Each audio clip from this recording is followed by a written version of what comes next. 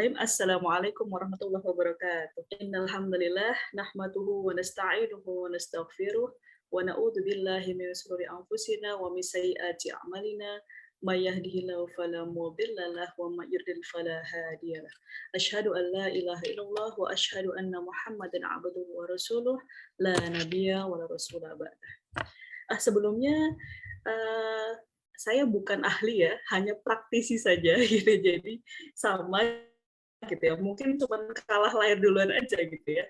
Jadi kebetulan saya menikah duluan dan mempraktekkan ta'aruf gitu ya. Jadi mungkin ini tidak ada yang lebih pintar di sini, kita belajar sama-sama, cuma kalah lahir duluan aja. Saya lebih tua, teman-teman lebih muda gitu ya. Oke, baik. Jadi kita sama-sama belajar nanti. Oke, saya diberikan tema ta'aruf versus pacaran gitu. Ini tema yang sangat menarik ya, dan waktu bikin tuh jadi senyum-senyum sendiri, inget yang dulu ya. Oke, nah ini ada beberapa apa ya nyebutnya kayak subbab gitu ya, chapter gitu. Jadi ada pengertian dulu, lalu hukumnya, madorotnya, solusinya, tata cara, dan hal-hal penting dalam nanti ta'aruf atau pacaran gitu. Baik, nah ini pengertiannya dulu ya, karena saya tidak terlalu paham apa itu pacar, nah maka saya buka KBBI dulu ini ya. Nah, menurut KBBI itu pacar adalah teman lawan jenis yang tetap dan mempunyai hubungan berdasarkan cinta kasih. Nah, itu perlu digarisbawahi ya, lawan jenis ya. Jadi kalau sekarang tuh ada yang, mohon maaf, pacar kok sama jenis, nah itu sudah penyimpangan ya, penyimpangan pacaran. Pacarannya sudah menyimpang, apalagi ini menyimpang pacarannya, jadi double ya, double menyimpang.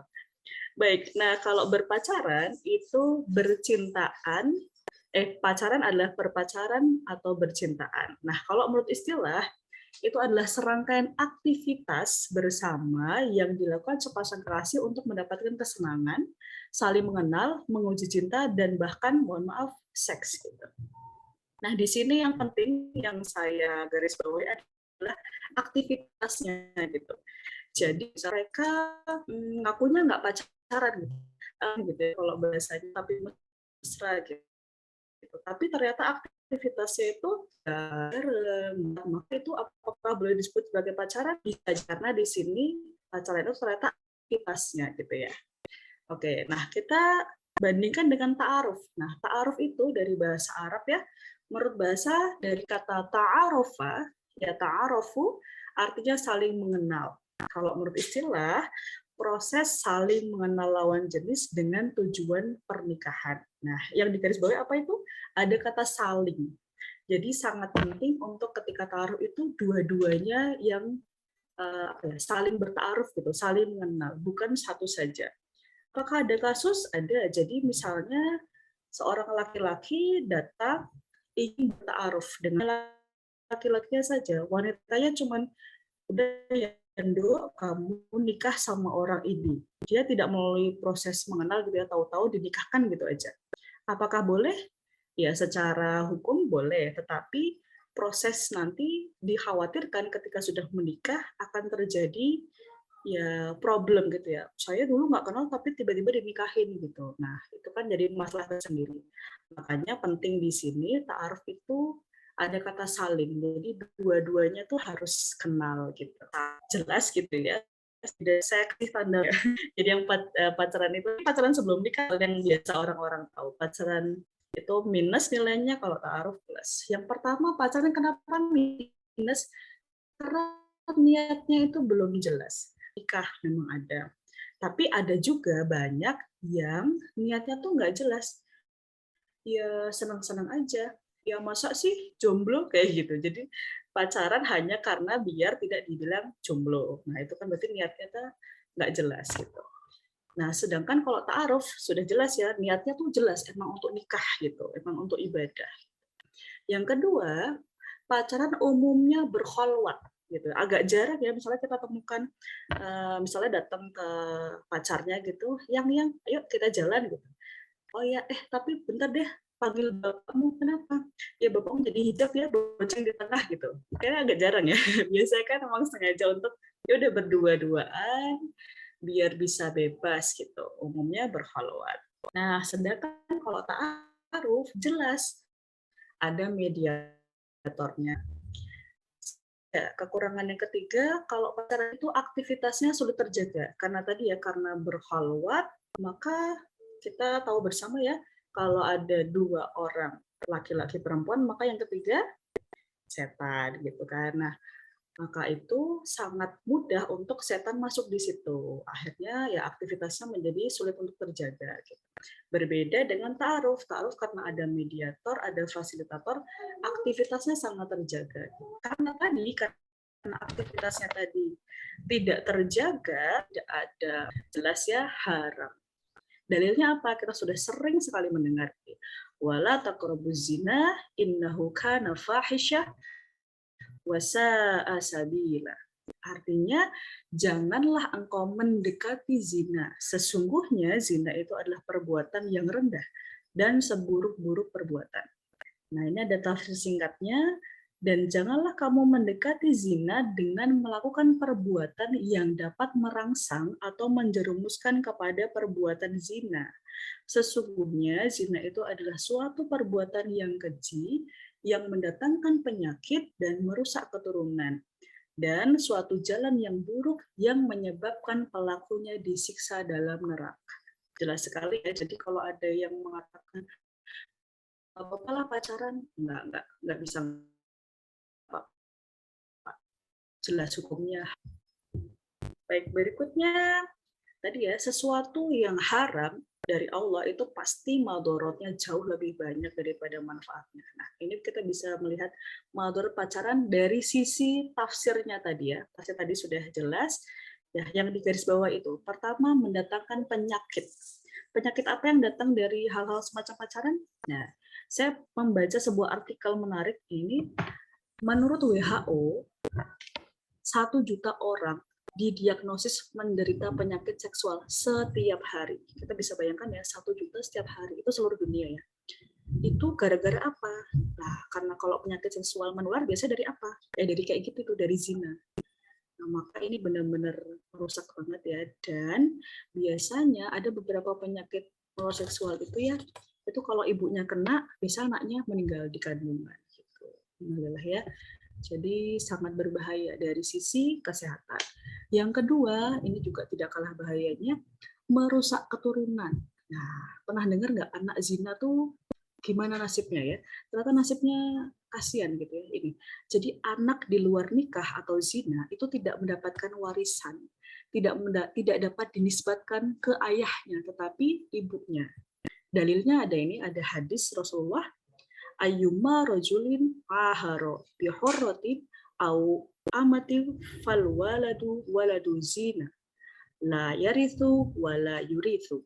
Siapa saja yang menzinai wanita merdeka atau budak sahaya, maka anaknya adalah anak zina, tidak mewarisi dan mewariskan.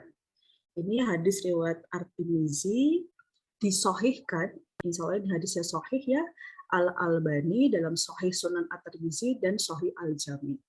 Jadi memang gitu ya, kenapa di Islam itu kok zina kayak hukumnya berat banget gitu ya. Kalau sudah menikah dirajam, kalau belum menikah dicambuk, kan itu kan berat sekali ya.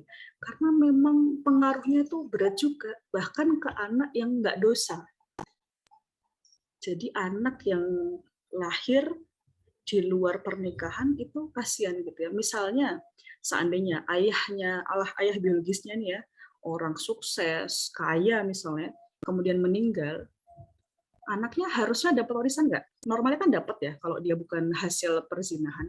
Tapi karena hasil perzinahan, anaknya tidak dapat warisan. Sama dengan misalnya anaknya ini tumbuh gitu ya, sudah jadi besar, sudah sukses misalnya, ayahnya misalnya tidak punya apa-apa, misalnya ayahnya menjadi tidak punya apa-apa gitu, anaknya sukses, meninggal misalnya, boleh nggak bapaknya dapat hak warisnya? Seharusnya boleh, tapi karena ini hasil di luar nikah, maka tidak dapat apa-apa. Jadi benar-benar zina itu merusak garis keturunan gitu ya.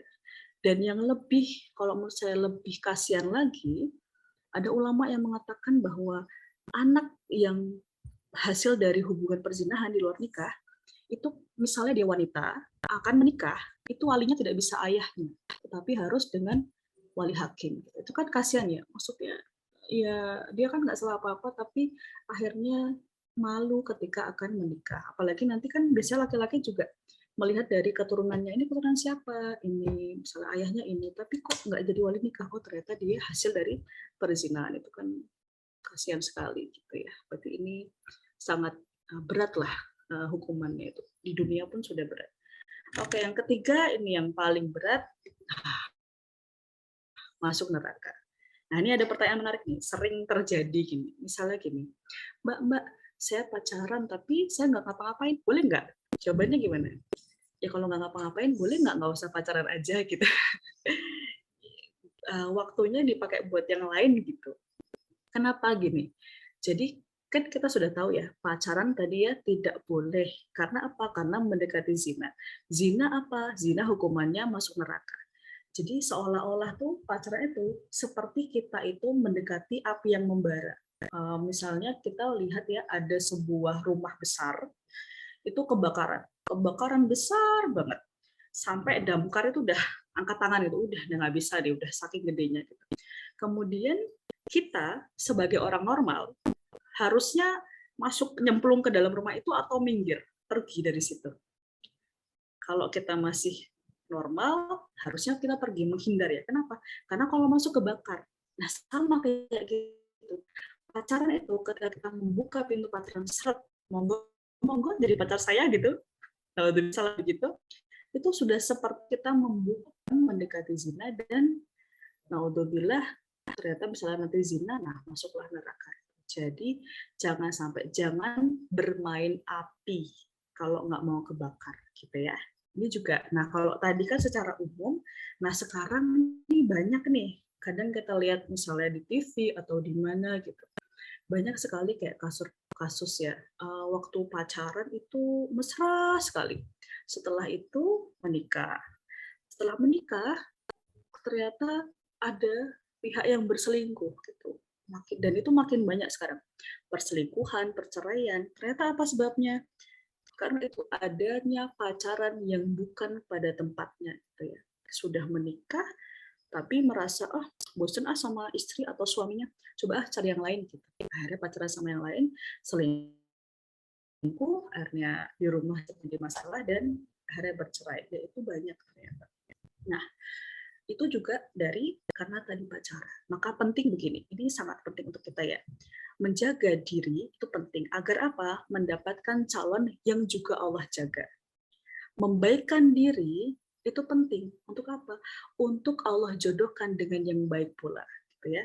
Kan hukumnya jelas ya, wanita baik dengan yang baik. Laki-laki yang buruk dengan wanita yang buruk. Nah, maka dan kita perlu ingat juga tujuan pernikahan itu ada 3. Ada sakinah, mawadah, warahmah. Sakinah itu apa? Ketenangan jiwa. Mawadah itu rasa cinta kepada yang halal, kepada suami atau istri kita. Rahmah itu kasih sayang. Dan semua ini bisa dicapai bersama dengan pasangan yang taat pada Allah. Maka penting untuk kita juga menjaga diri kita. Pacaran sebelum menikah adalah perbuatan yang dilarang Allah. Jika sebelum menikah saja berani melanggar aturan Allah, bagaimana jika nanti ada masalah dalam pernikahan? Maka menikahlah dengan orang yang takut pada Allah. Pasangan yang kaya, ganteng, cantik itu bonus. Tapi takut pada Allah itu harus. Itu kuncinya ya. Terus solusinya gimana gitu? Dengan solusi yang tadi, permasalahan tadi, solusinya untuk mendapatkan pernikahan yang berkah. Nah ini, pernikahan adalah perjalanan panjang yang terdapat ujian di dalamnya. Menjaga kesucian proses pernikahan adalah salah satu upaya mencapai keberkahan pernikahan. Jadi mungkin teman-teman pernah dengar kajiannya Ustadz Adi Hidayat. Nah, waktu itu saya pernah dengar. Jadi beliau menyampaikan bahwa di rumah tangga itu ada setan, namanya Dasim. Dikasih nama pula ya setannya ini karena khusus, setan ini khusus. Tugas dia apa? Tugas dia itu adalah membuat pasangan suami istri itu berpisah, bercerai. Dan ternyata konon katanya, ini menurut Ustadz Adi ya, itu di dunia setan, di dunia para setan itu, ketika bisa memisahkan dua orang suami istri itu adalah prestasi yang luar biasa. Itu prestisius banget gitu, banget gitu. Jadi misalnya ini ada perkumpulan para setan-setan gitu ya. Terus dipanggil, setan satu maju, kamu tadi ngapain? Bikin ngapain manusia? Saya tadi udah bikin orang ini lupa rakaat sholat. Oh, bagus lah, lumayan. Yang kamu ngapain? Oh, saya tadi udah bikin orang ini lupa, nggak sholat asar. Gitu. Oh, lumayan lah. Panggil lagi, kamu apa? Saya hari ini berhasil membuat suami ini dan istri ini bercerai. Wah, luar biasa, tepuk tangan. Kamu maju dapat penghargaan. Gitu. Karena konon katanya di dunia setan, memisahkan suami dan istri itu adalah prestasi yang luar biasa. Dan itu ada di setiap rumah. Makanya kenapa sih kalau rumah tangga itu pasti ada ujiannya? Iya, karena memang ada setan itu. Dan pasti ada ujiannya setiap rumah tangga itu. Nah, kalau kita menikah dengan orang yang minim ilmu agamanya, orang yang tidak bisa menjaga nafsunya, dan lain sebagainya, kira-kira gimana? Kira-kira bisa kuat nggak menghadapi cobaan di rumah tangga? Sepertinya akan susah ya. Makanya perlu kita untuk mencari pasangan yang memang dia tahu agama, tahu bagaimana cara mengelola rumah tangga. Dengan cara apa? Dengan cara melewati ta'aruf. Terus pacarannya kapan? Boleh setelah menikah gitu. Sebenarnya tidak ada pakem khusus gitu ya, harus melewati harus 5 ini harus urut gitu, tidak ada sih. Cuma ya kebanyakan ya seperti ini gitu ya. Secara umum tata caranya seperti ini. Yang pertama, ini penting, yang pertama niat lurus. Terus cari perantara ya. Jangan sendiri gitu ya. Tadi kan syaratnya kalau taruh tuh pasti ada perantaranya, ada mediatornya. Nah, kriterianya gimana? Yang pertama, paham agama ya. Yang kedua, amanah dan objektif. Jadi kalau bisa yang terlalu subjektif tuh nggak usah. Misalnya gini, promo banget gitu. Jadi kayak, kamu sama dia aja, dia tuh baik, pintar masak, cantik, semuanya kelebihannya disebutin. Terus jeleknya apa? Nggak ada, dia nggak punya jelek gitu. Padahal dia tahu ada. Gitu. Ini kayaknya kurang objektif nih gitu ya. Nah, coba cari yang lebih objektif, yang bisa, dia tuh kekurangannya ini, kelebihannya ini. Gitu. Yang ketiga, mengenal kita atau calon dengan baik. Jadi bisa dengan teman kita, teman baik kita, atau temannya calon. Jadi yang tahu baik teman kita, calon kita itu seperti apa gitu. Karena takutnya misalnya dia gimana, nggak tahu ya kayak gitu. Nah, jadi harus cari yang ya tahu cukup baik dengan calon atau dengan kita. Dan yang keempat ini sudah menikah. Sebenarnya ini tidak ada harus ya, enggak sih. Cuma ada kisah, pernah dengar kisahnya enggak? Yang Abu Darda sama Salman Al-Farisi. Kalau tidak salah ceritanya begini ya. Jadi waktu itu Abu Darda meminta Salman Al-Farisi untuk menemani beliau menjadi perantara untuk meminang seorang wanita. Gitu. Datanglah itu ke rumah sang wanita itu. Jadi disampaikan niat baiknya, ini saudara saya Abu Darda, dia ingin meminang putri Bapak. Disampaikanlah, kemudian ayahnya menerima, baik ya, sebentar saya tanyakan dulu ke anak saya. Nah, anaknya tuh melihat, nah karena anaknya tahu dua-duanya ini masih single, jadi Salman masih single, Abu Darda masih single, anak ini ternyata lebih suka dengan Salman. Nah, terus mengatakan, mohon maaf Pak, kalau dengan Abu Darda saya tidak mau, tapi kalau dengan Salman saya mau, gitu. Nah, terus akhirnya disampaikan, mohon maaf, anak saya mau, tapi bukan dengan Abu Darda, tapi dengan Salman. Kira-kira gimana setelah itu? Nah, karena levelnya sudah sahabat Rasul ya, Masya Allah setelah itu ya benar, Salman menikah dengan wanita tadi. gitu. Nah kalau kita levelnya sudah kayak Salman nih, ya nggak apa-apa dengan perantara yang belum menikah. Tapi kalau levelnya masih belum, ya sebaiknya dengan yang sudah menikah. Selain dia sudah lebih berpengalaman, juga menghindari yang seperti tadi itu. Nah, kemudian berikutnya ini untuk pihak laki-laki ya, itu menemui wali. Kalau istilah Jawanya nembung ya. Jadi nembung minta izin ke wali, Pak, saya ada niat baik dengan putri Bapak, saya ingin mengajak putri Bapak bertaaruf, apakah diperkenankan gitu. Biasanya tuh malah mudah gitu ya, karena kalau apalagi kalau bapak-bapak itu biasanya kan sayang sekali dengan anak wanitanya ya. Bapak-bapak lebih tenang ketika laki-laki minta izin dulu, udah ridho gitu. Nah, menemui wali, kemudian berikutnya ada namanya proposal ta'aruf gitu. Proposal ini mirip proposal skripsi gitu ya. Saya pernah itu dulu menerima proposal ta'aruf yang paling banyak gitu. Saya pernah menerima itu 14 lembar, Masya Allah ya. Jadi itu benar-benar kayak proposal skripsi gitu. Ada kata pengantarnya dan lain-lain. Nah itu tidak ada apa ya, tidak ada pakemnya sih sebenarnya. Kayak ya monggo monggo calon dan pasangannya mau formatnya seperti apa gitu. Intinya itu isinya biodata, ada data diri, ada karakter pribadi, ada visi misi nikah, kondisi keluarga, dan rencana pasca adalah harus jujur gitu ya. Jadi usahakan tidak ada yang ditutupi. Misalkan saya punya kekurangan apa nih? Makannya banyak, tutupi, bilang aja makannya sedikit gitu misalnya. Pas sudah nikah, kaget suaminya, kok makannya satu bakul sendiri gitu, ngitung akhirnya sebulan habis ini. Jadi harus jujur. Kalau ada kekurangan ya disampaikan, kekurangan saya ini saya lebih suka jika begini disampaikan semuanya. Nah inilah kelebihan dari ta'aruf. Kalau pacaran kan kebanyakan ya itu memperlihatkan yang baik-baiknya dulu ya. Saya baiknya begini, dilihatin yang baik-baiknya. Yang kurang-kurangnya ditutupin dulu. Karena untuk menarik perhatian lawan kan.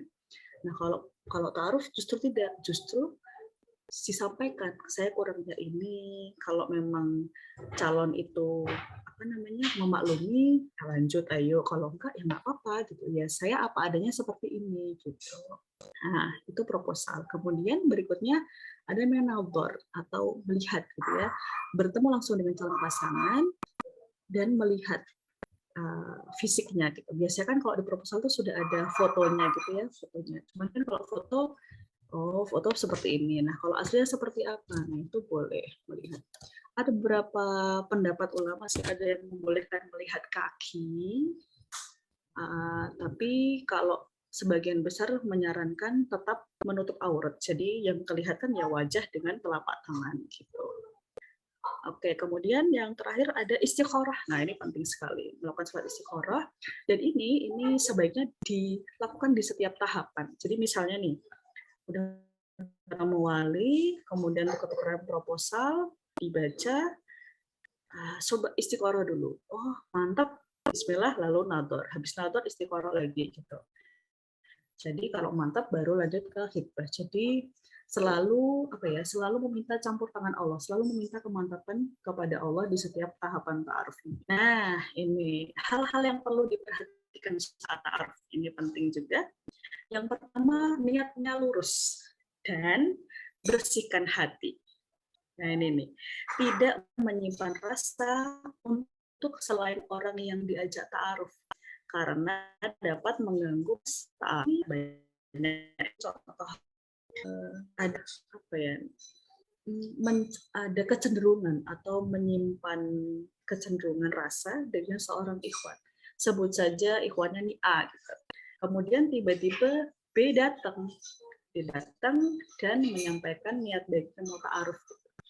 Lalu awal ini coba aja lah terima dulu. Akhirnya si B diterima, ta'aruf lah mereka itu ta'aruf, tukeran proposal, kemudian sudah sampai nador. Nah habis itu istikharah kok nggak mantep ya. Ternyata pas ditanya kenapa nggak mantepnya, ternyata dia masih berharap sama si A gitu. Kira-kira seperti ini baik atau tidak? Kurang baik ya. Kenapa? Karena berarti hatinya tuh belum bersih. Nah, maka solusinya gimana? Solusinya adalah ketika kita sudah memulai siap untuk ta'aruf, maka pastikan bahwa hati kita tuh benar-benar bersih, netral. Kalau belum bersih gimana? Ya selesaikan dulu. Gitu. Jadi si akhwat ini boleh lewat perantara, gitu ya, lewat temannya atau siapa, menanyakan ke ikhwan A. Ikhwan A, apakah sudah siap menikah? Apakah sudah ada calon? Oh, ternyata sudah ada. Oh ya sudah selesai berarti kan? Berarti bisa ke B, dibersihkan hatinya, lalu mulai ta'aruf dengan B. Apa misalnya laki-lakinya yang A tadi, oh saya belum punya calon, tapi saya belum siap menikah. Nah, siapnya kapan? Ya, misalnya 10 tahun lagi. Saya mau kuliah S2 dan S3 misalnya gitu. Kayaknya kok lumayan lama ya gitu ya. Nah, ya kira-kira gimana?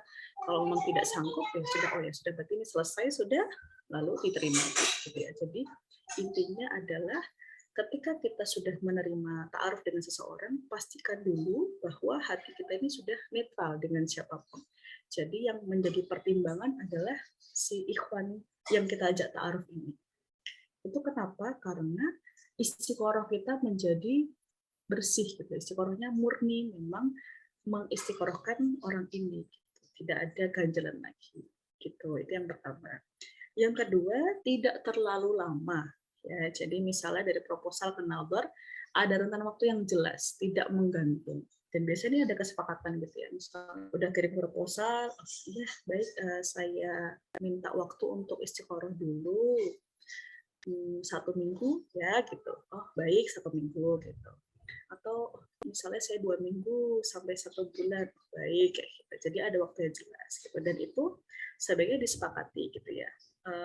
Pernah ada akhwat gitu ya, meminta waktu, saya minta waktu seminggu, tapi ikhwatnya nggak mau.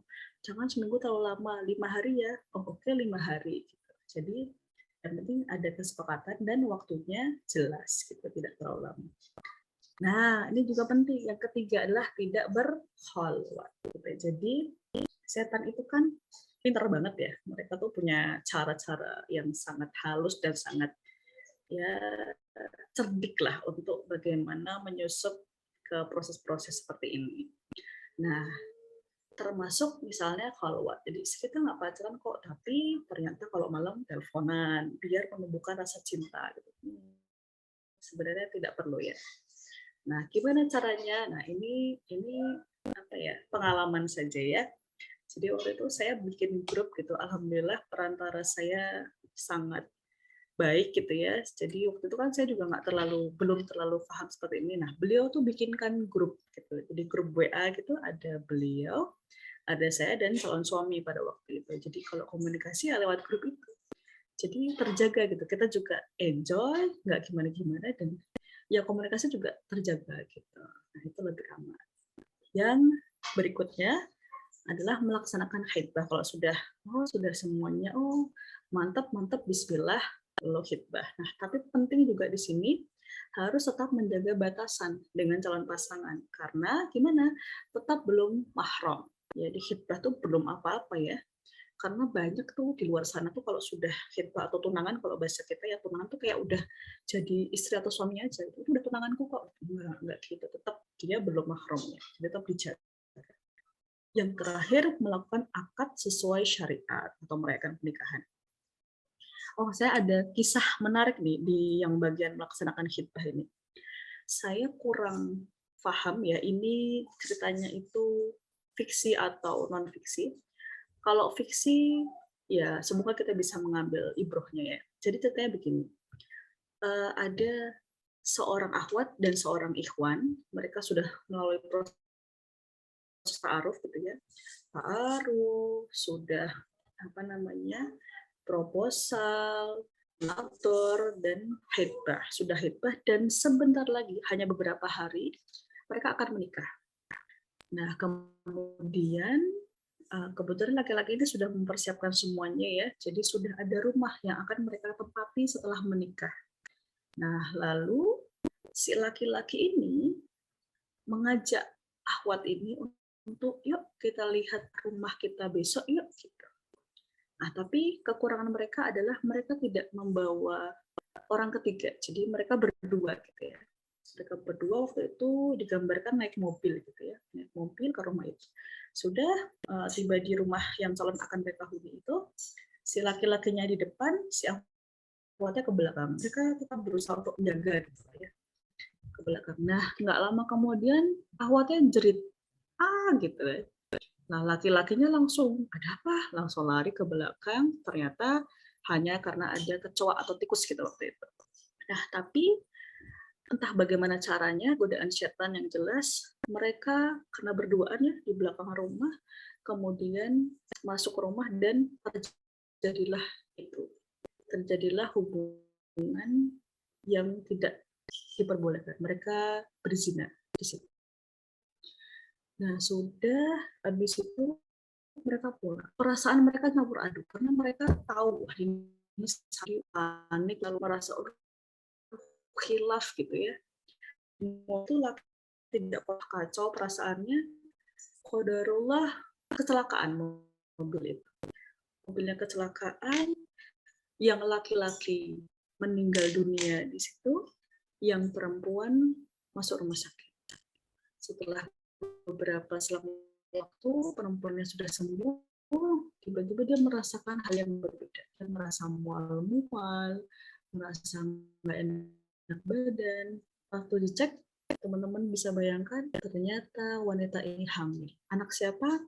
Anak Ikhwan yang tadi, yang sudah nggak ada itu. Nah, kemudian perempuan ini menyampaikan kepada orang tuanya. Orang tuanya marah-marah, orang tuanya malu luar biasa. Lalu menyampaikan kepada calon mertuanya, sampaikan saya hamil anaknya almarhum ini.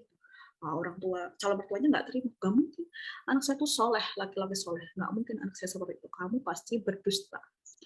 Nah, akhirnya ya singkat cerita ahwat tadi dikucilkan dari keluarganya. Akhirnya dia pergi sendiri dan merawat anaknya sendiri.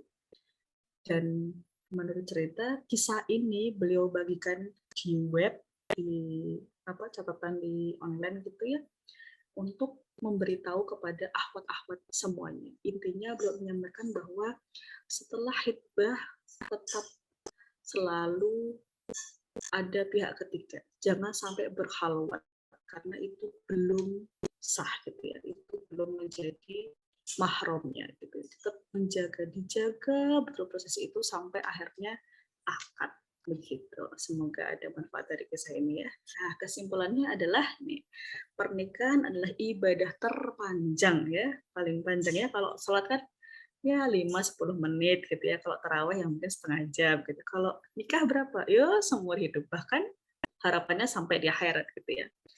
Tujuannya untuk memperoleh apa tadi? Sakinah, mawaddah, warahmah. Oleh karena itu, proses sebelum pernikahan harus ditempuh sesuai syariat agar tercapainya keberkahan dalam pernikahan.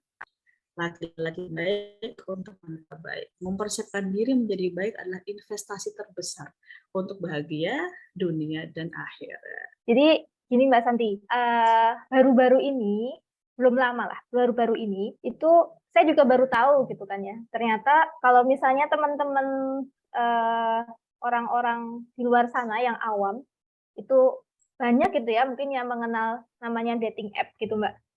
Oh iya iya iya. Paham kayak dating app. Jadi ada macam-macam lah kayak gitu. Ternyata yang seperti itu tuh ada dijadikan peluang kayak gitu kan untuk Muslim gitu. Jadi kalau misalnya di Play Store itu ada aplikasi yang namanya,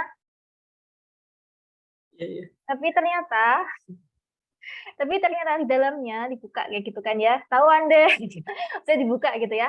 Nah, memang di situ memang mengisi CV gitu ya, mengisi CV, mengisi foto dan lain sebagainya. Tapi ternyata mungkin teman-teman di sini juga harus berhati-hati gitu ya kalau memang mau menggunakan aplikasi ta'aruf online kayak gitu kan. Ini sebut saja ini ta'aruf online gitu ya Mbak ya. Niatnya kan ingin ta'aruf yang seperti yang Mbak Santi ceritakan tadi ya, terjaga, kemudian ada perantaranya, ada mahramnya dan lain sebagainya. Nah, di aplikasi yang namanya lucunya itu kita bisa chat langsung. Oke. Dan apa ya? Itu random banget gitu loh. Bener-bener kayak apa itu? Ada Aplikasi dream dating gitu ya. aplikasi dating app tapi dibungkus syariah gitu lah Musrik. ya. Dibungkus Oh syariah iya. kayak gitu. Seperti itu. Nah, itu untuk menurut Mbak Santi gimana? Meskipun ya sebenarnya dari yang punya aplikasinya itu kayak sudah membatasi gitu, kayak misalnya tanpa emot kayak gitu. Jadi Oh kita nggak iya. bisa kemudian apa sih namanya, karakternya tuh kalau nggak salah cuma titik atau titik dua kayak gitu ya. Mungkin untuk membatasi itu gitu kan ya. Kemudian sudah sebenarnya dari aplikasinya mungkin dalam tanda kutip sudah berusaha untuk membatasi hal-hal yang berlebihan gitu ya. Tapi namanya juga manusia gitu ya. Tuh, kemudian banyak setan dan lain sebagainya gitu ya. Di situ jadi kayak banyak yang menyalahgunakan aplikasi itu gitu kan. Kalau menurut Mbak Santi gimana kayak gitu? Oke, Sebenarnya menarik, niatnya menarik. tuh ta'aruf gitu Mbak. Ah, oh ya, baik-baik. Oh ya, menarik nih. Infonya saya malah baru tahu ya. Oke, baik, pertanyaannya sangat menarik sekali Mbak Cepi. Kalau menurut saya ya, itu salah satu teknologi ya. Tujuannya mungkin baik ya, cuma ya itu dia ada celah untuk kemudian tadi ya karena bisa chattingan langsung berarti apa kalau chat sama chat walaupun nggak ketemu namanya tetap kholwat gitu ya tetap ada kholwatnya. Nah kholwat ini dikhawatirkan misalnya udah cocok nih cocok cocok nah lama-lama dikhawatirkan malah jadi semacam pacaran online gitu itu kan juga tidak boleh. Nah makanya terus gimana. Nah, kalau boleh, tapi saya kurang tahu itu bentuknya gimana ya. Kalau memang sudah cocok, misalnya, misalnya coba gitu ya, coba ini berlaku, ya suruh ke rumah aja. Gitu. Saya beneran mau ta'aruf nih. Kalau memang niatnya baik, silahkan ke rumah, temui ayah saya. Gitu. Nah, kalau dia laki-laki yang baik, mungkin tujuannya mungkin ini ya, kayak memang ta'aruf, cuman nggak tahu wadahnya kan mungkin anak sekarang kan yang mungkin tahunya online gitu ya. Nah, ya udah ya nggak apa-apa, silahkan, tetapi langsung pakai jalur yang tadi. Jadi langsung cepat-cepat diputus, yang follow-up-nya itu langsung datang ke rumah. Nah, kalau udah ke rumah kan nanti ketemu ayahnya, mungkin nanti juga kalau ayahnya tahu kan pasti nanti dicarikan perantara atau misalnya perantara langsung ayahnya sendiri ya saya akan jadi perantaranya kayak gitu misalnya kan. Nah itu bisa jadi intinya ya kita tetap harus menseleksi gitu ya dengan kemajuan teknologi ini gimana caranya hal-hal yang memang apa namanya tuh ada peluang untuk setan masuk ya janganlah dikurang-kurangin lah gitu karena setan tuh kan emang ya pinter banget lah gitu itu sih. Dan biasanya kalau laki-lakinya memang keren memang niatan nikah ya dia akan langsung ke rumah. Ini saya buka ini ya buka nanya sendiri. Jadi saya tuh selain ngajar kadang tuh kayak jadi tempat ya atau kadang kalau ada suami istri yang berseteru tuh diikutkan gitu ya. Beberapa yang suka nanya gitu mbak kalau taruh itu kan kita nggak kenal terus kita kan nggak cinta terus gimana nanti pas nikahnya masa iya kita nikah sama orang yang nggak cinta nah, masuk akal nggak tapi ini saya mau mencoba mempraktekkan ya gitu ya. Saya tuh nggak terlalu kenal sama suami ya beliau sama-sama ngajar cuman nggak terlalu yang kenal gitu ya terus karena beliau tuh bukan tipe saya pada waktu itu gitu ya jadi kan ada kadang ada yang kita punya tipe ada yang bukan tipenya gitu kan. Nah, beliau termasuk yang bukan tipe saya gitu ya. Nah, tapi beliau datang ke rumah menemui saya dan bapak saya suka. Lah ini, bapak saya suka, ya sudah. Kemudian kita coba ta'aruf gitu ya. Ta'aruf dan bahkan sampai khidbah tuh saya nggak terlalu kenal gitu. Apalagi tadi kan pakai WA group ya. Jadi kayak ya pasti kan bahasanya waktu itu kan manggilnya ustadz ustadzah habis nikah tuh masih us gitu udah nikah gitu gitu ya. Jadi masih manggilnya kayak gitu jadi kan obrolannya nggak ada yang gimana gimana ya. Nah belum cinta gitu bahkan sampai di meja akad tuh ini ya jadi cinta tuh nggak ada tapi saya nggak sama mas-mas ini ya jadi rasa mantap ada, tapi belum cinta. Terus gimana? Ya alhamdulillah gitu.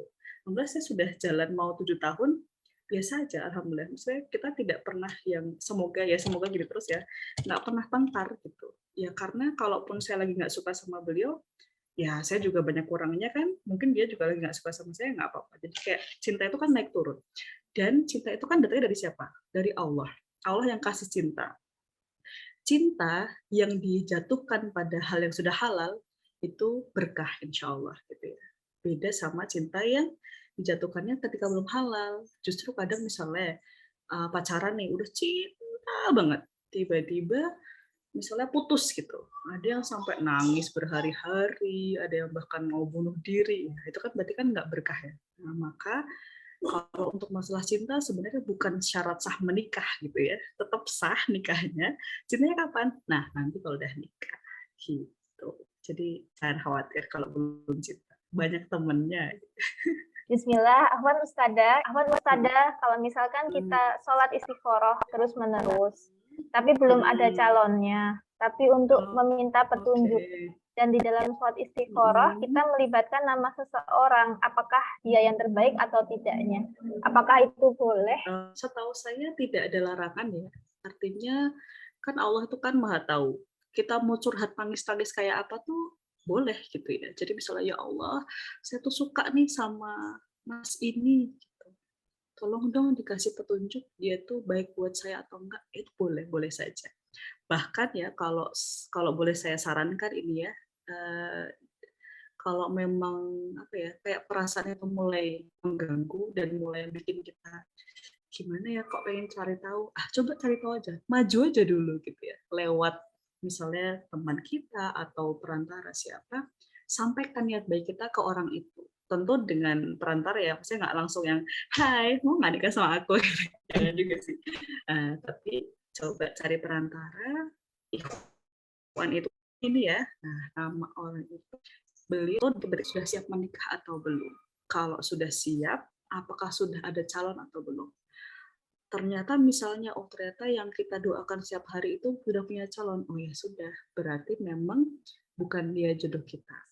Satu yang saya itu mengatakan begini, kan saya nanya kenapa sih kok Abi dulu mau sama Umi ya gitu kan, terus beliau jawabnya gini, apa-apa yang ditakdirkan untukmu itu akan datang kepadamu, dan apa-apa yang melewatimu itu berarti bukan untukmu. Jadi santai aja. Jadi misalnya kita udah ada kecenderungan nih sama orang, kalau ya kita coba dengan apa ya, ikhtiar dulu, kita sampaikan niat baik kita, kalau memang dia untuk kita pasti akan datang, tapi kalau bukan pasti akan lewat, sebesar apapun kecenderungannya gitu. Saya udah, Masya Allah, saya pengen banget ya Allah, ternyata bukan, dia bukan untukmu, sudah. Berarti memang semoga membantu ya. Ada lagi, kalau orang tua kita mengistikharahkan seorang anaknya, dan orang tua mendapatkan jawabannya dari sholat istikharah itu, apakah itu bisa menjadi jodoh kita sesuai jawaban orang tua kita? Saya belum pernah membaca dari riwayat itu, tetapi tetap itu nanti kembalinya ke diri kita sebenarnya. Jadi kalau memang orang tua misalnya, mungkin orang tua sudah mengisyaratkan orang ini gitu ya. Nah, terus kita coba istiqoroh dengan diri kita sendiri, minta tolong sama Allah. Ya Allah, kalau memang yang orang tua saya istiqorohkan itu memang untuk saya, baik untuk saya dan agama saya, tolong diberikan kemantapan. Tapi kalau tidak, maka tolong berikan petunjuk dan mudahkan saya berkomunikasi dengan orang tua. Memang kalau fase-fase seperti itu kan apa ya, orang tua tuh ini ya, ya penting untuk diajak diskusi. Saya dulu waktu mau menikah juga begitu. Saya berkali-kali ta'aruf dan gagal sering gitu ya. Kenapa? Karena memang tidak mantap. Jadi setiap istiqoroh enggak gitu. Sampai ibu saya tuh bilang, kamu loh, nah istiqoroh nggak pernah itu, besok tuh ini ada bis lewat, ada mobil lewat, besok kamu dapetnya becak loh kayak gitu. Sampai ibaratnya kayak ada laki-laki itu kamu enggak, besok kamu dapat yang jelek gimana gitu.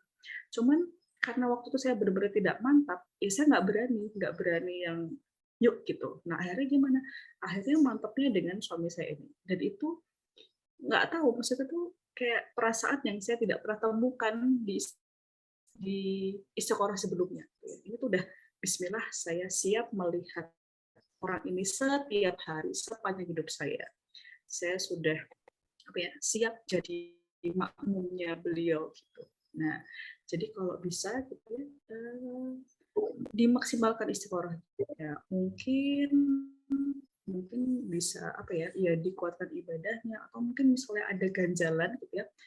Misalnya sudah ada kecenderungan dengan A, ternyata orang tuanya memilihkan yang B gitu ya. Maka selesaikan dulu hatinya dengan A itu. Nah, nanti baru dikomunikasikan dengan orang tua gitu. Memang harus dikuatkan sih ibadahnya dan hubungan dengan orang tua. Jadi memang ya yang namanya pacaran gitu atau hal yang dimurkai Allah, itu Allah memurkai hal tersebut tuh bukan tanpa alasan gitu ya, tapi ada banyak sekali gitu ya mudorotnya gitu apabila kita melanggarnya, apalagi kalau sampai kebablasan gitu ya. Nasib anak yang ada di luar nikah itu mendapat banyak mudorot gitu ya, seperti tidak mendapatkan warisan, sampai orang tuanya atau bapaknya tidak bisa menjadi wali nikah gitu. Kemudian untuk teman-teman semua yang mungkin di sini masih menunggu ya, masih berikhtiar untuk mendapatkan jodoh gitu ya. Ada quotes yang saya catat gitu, menjaga diri agar mendapatkan calon yang juga Allah jaga gitu ya. Jadi kita menjaga diri agar kita juga mendapatkan calon yang Allah juga sedang menjaganya kayak gitu kan.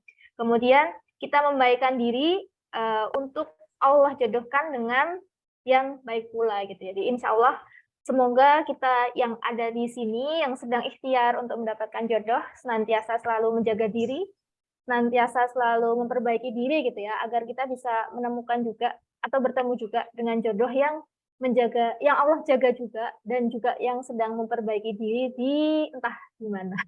Bisa dibilang kalau misalnya kita salah pilih baju gitu ya Mbak ya, itu malunya seharian gitu ya. Tapi kalau misalnya salah pilih suami gitu kan ya, nah kita misalnya seumur hidup pastinya seperti itu.